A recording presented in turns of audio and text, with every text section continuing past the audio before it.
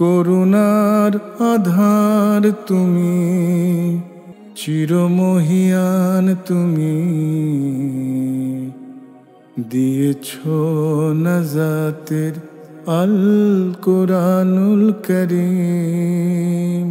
أعوذ بالله من الشيطان الرجيم.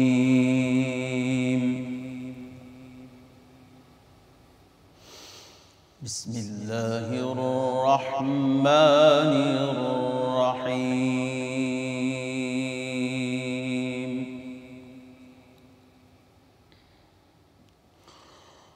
فلما أحس عيسى منهم الكفر قال من أنصاري إلى الله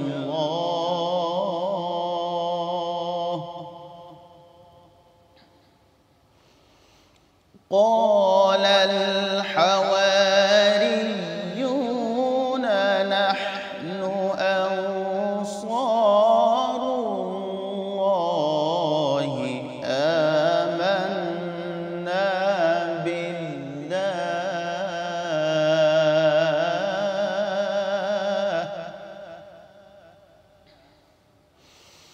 واشهد بأننا مسلمون.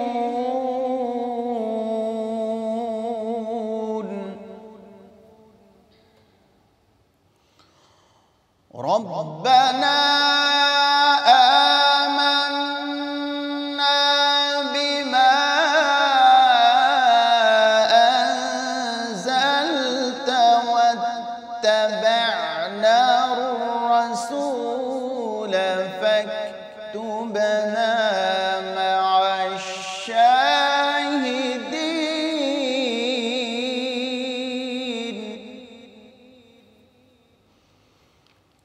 ومكروا ومكر الله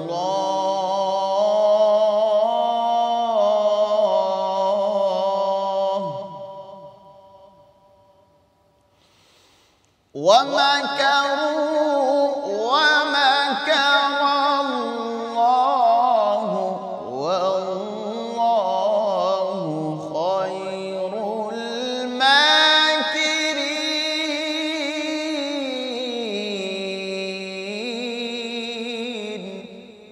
ومكروا ومكر الله والله خير الماكرين.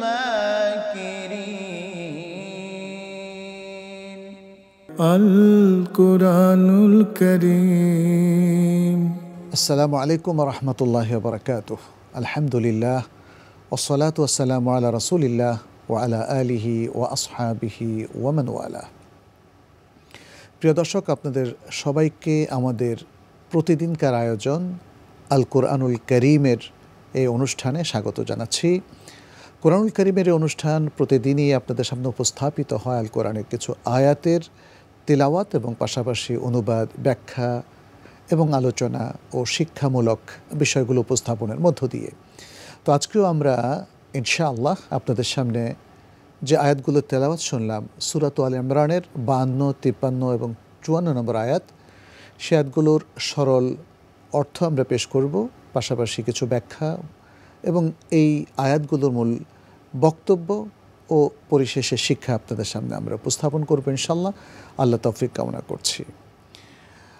এই আয়াতগুলোতে আল্লাহ সুবহানাহু ওয়া তাআলা যে কথাগুলো পেশ করেছেন তার সরল অর্থানুবাদ হচ্ছে, আল্লাহ সুবহানাহু ওয়া তাআলা বলেন, অতঃপর যখন ঈসা তাদের পক্ষ থেকে কুফরি উপলব্ধি করল, অর্থাৎ তারা কুফরি করবে বলে উপলব্ধি করল, তখন বলল, কে আল্লাহর জন্য আমার সাহায্যকারী হবে?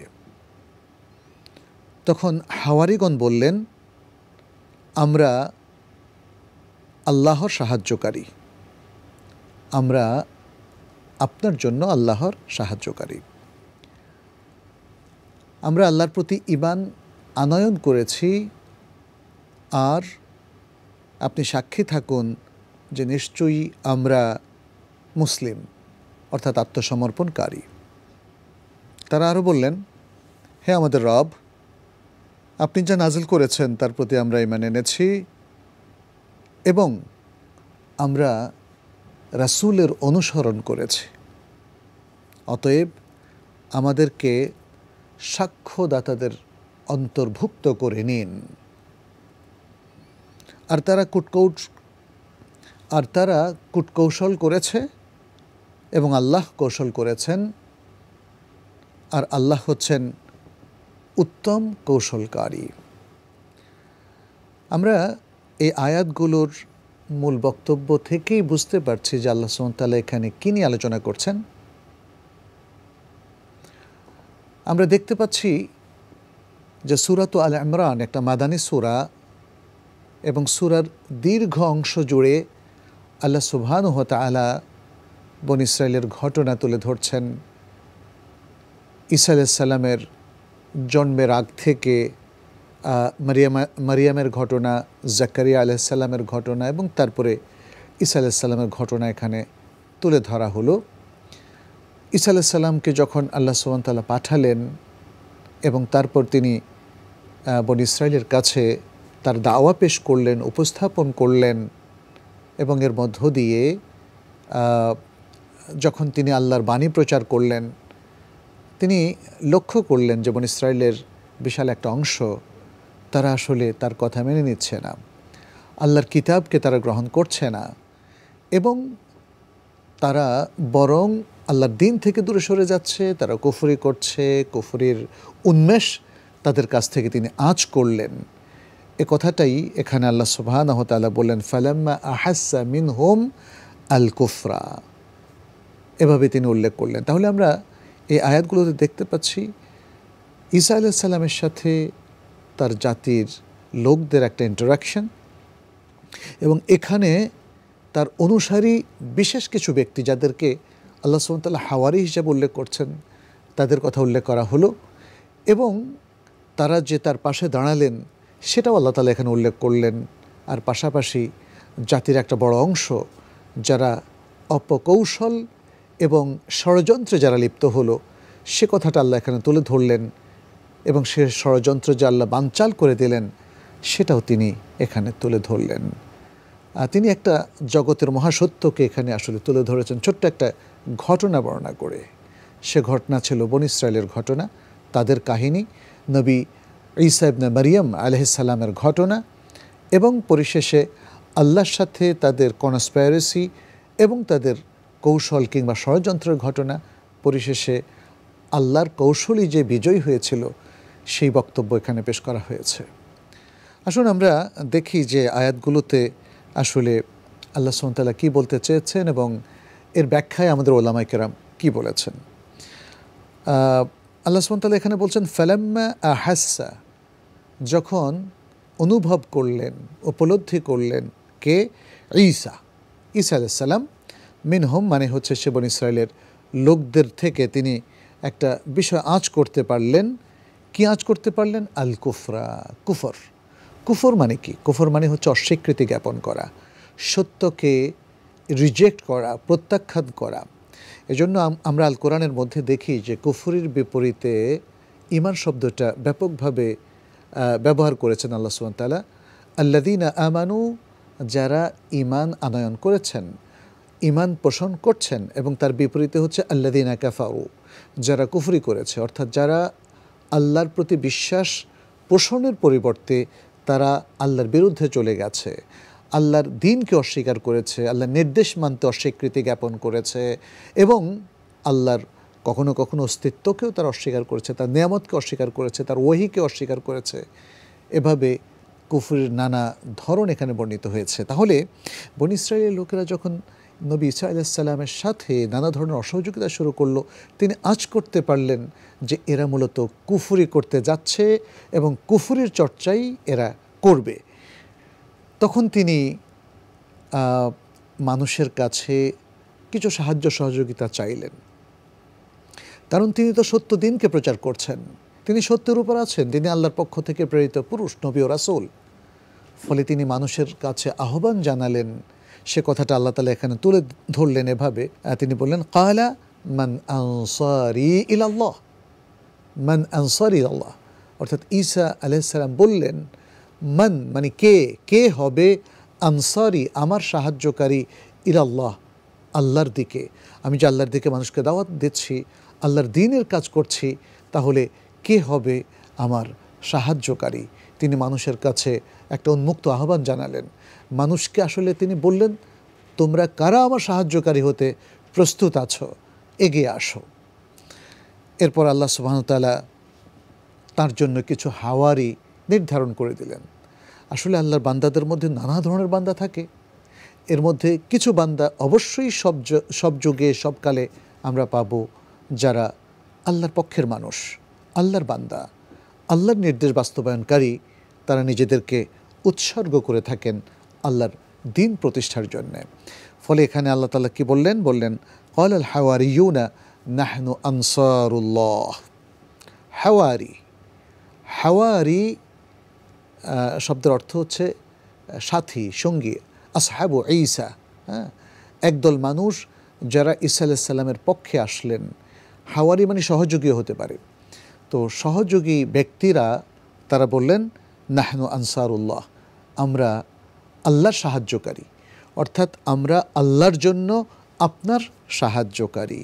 অর্থাৎ তারা স্পষ্ট করে জাতির লোকদের মধ্যে ঈসা আলাইহিস সালামের পক্ষে আসার, সত্যের পক্ষে তাদের যে পদক্ষেপ সেটা তারা কিন্তু ঘোষণা করলেন, জানিয়ে দিলেন।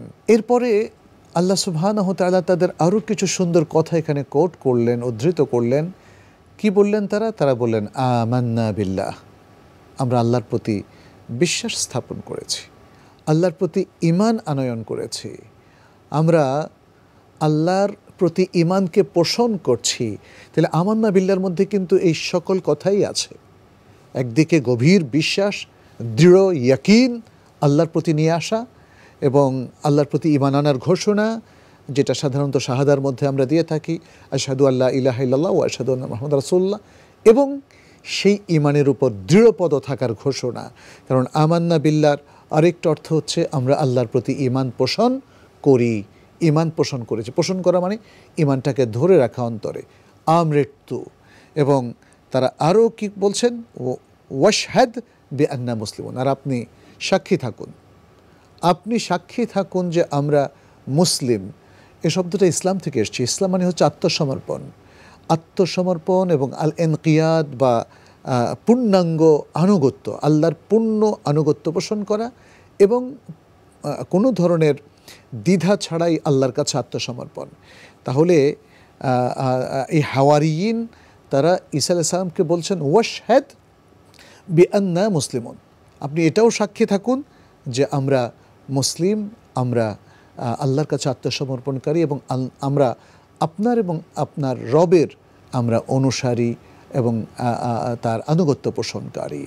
আমরা 52 নম্বর আয়াতের সংক্ষিপ্ত তাফসিরটা শেষ করেছি। এবারে পরবর্তী আয়াতে আল্লাহ সুবহানাহু ওয়া তাআলা হাওয়ারিয়িনদের আরও কিছু কথা এখানে উল্লেখ করলেন, আমরা শেষ নিয়ে কথা বলবো।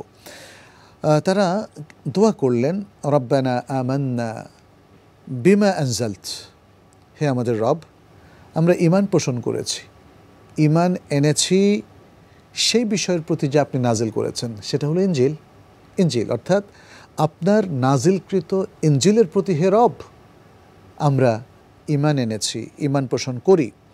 ওয়াত্তাবা'নার রাসূলা, এবং আমরা রাসূলের ইত্তেবা করেছি। দুটো অর্থ এখানে করা যায়, কারণ রাসূলের ইত্তেবা আমরা করেই যাব, তাই না?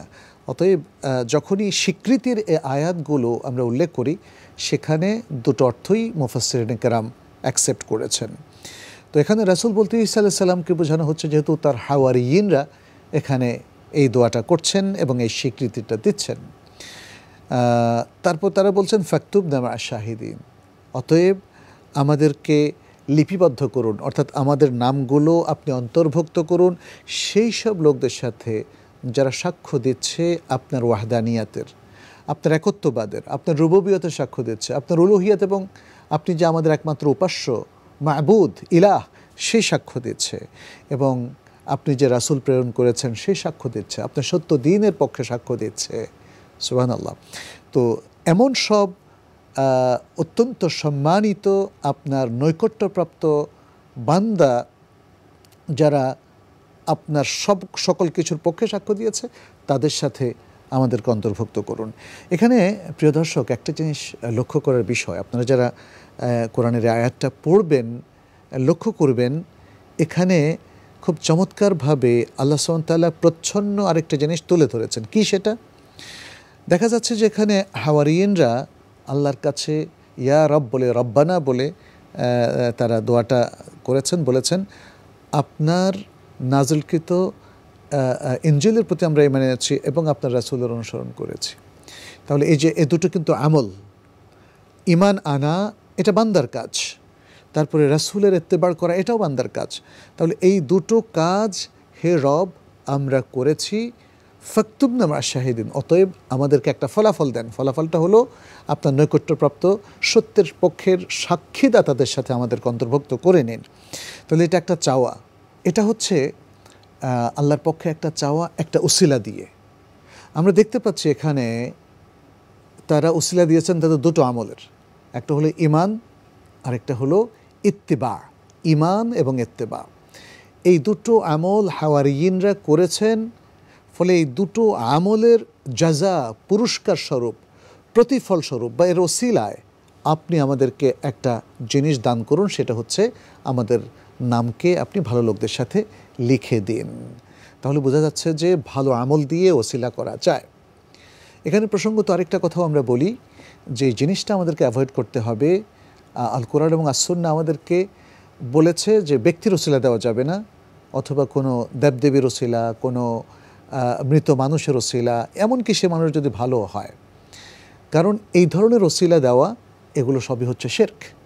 অতএব আমাদেরকে শিরক থেকে মুক্ত থেকে সেই ওসিলাগুলো দিতে হবে যে ওসিলাগুলো আল্লাহ এবং তার রাসূল সাল্লাল্লাহু আলাইহি সাল্লাম আমাদের জন্য রেকমেন্ড করেছেন। এর মধ্যে একটা হলো ভালো আমলের ওসিলা দেওয়া, আরেকটা হলো দোয়ার ওসিলা দেওয়া, আরেকটা হলো মহান আল্লাহ সুবহানাহু ওয়া তাআলার সুন্দর সুন্দর নাম এবং গুণাবলীর ওসিলা দেওয়া।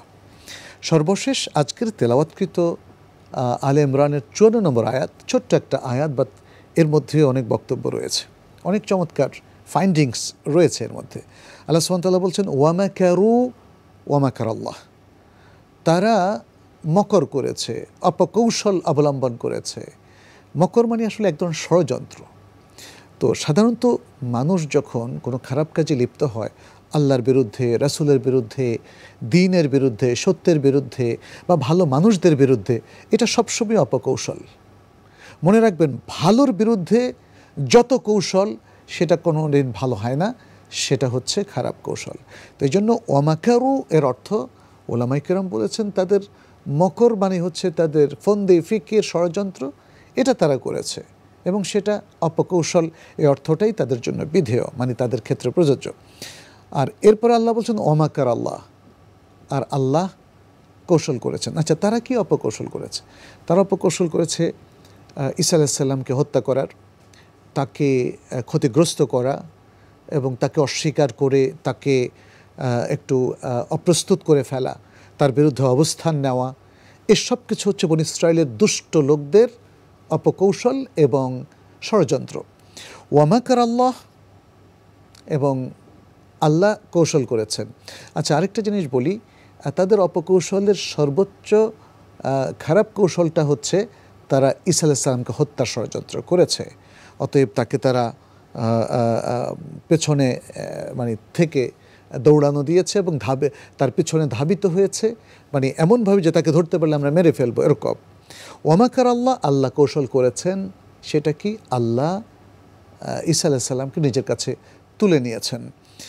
ওয়াল্লাহু খায়রুল মাকিরিন, আর আল্লাহ তো সবচেয়ে উত্তম কৌশলকারী। আল্লাহর সাথে ষড়যন্ত্র করে কেউ কি আল্লাহর কৌশলকে পরাজিত করতে পারবে? কখনোই না, কারণ আল্লাহ সবচেয়ে উত্তম কৌশলকারী। তো এখানে আমরা কিছু আয়াত দেখি, আল্লাহ সুবহানাহু ওয়া তাআলা আমাদেরকে অন্য আয়াতগুলোতে তাদের এই কৌশল সম্পর্কে অবহিত করেছেন। যেমন সূরাতুন নিসার 157 নম্বর আয়াতে আল্লাহ তাআলা বলছেন ওয়াকাউলিহিম ইন্না কাতালনাল মাসিহা ঈসা ইবনে মারইয়াম রাসূলুল্লাহ। তারা বলেছে কি, আমরা ঈসা ইবনে মারইয়াম, যিনি আল্লাহ রাসূল, মানে আল্লাহই বলছেন, এটা আল্লাহ অ্যাড করে দিয়েছেন, তাকে আমরা হত্যা করেছি। তারা এটা বলেছে। হ্যাঁ, তারা হত্যা করার ঘোষণা দিয়েছে, কারণ তারা বাহ্যিকভাবে একটা লোককে দেখেছে, দেখতে ঈসা আলাইহিস সালামের মতো, তাকে ধরে তারা শুলে চড়িয়ে দিয়েছে।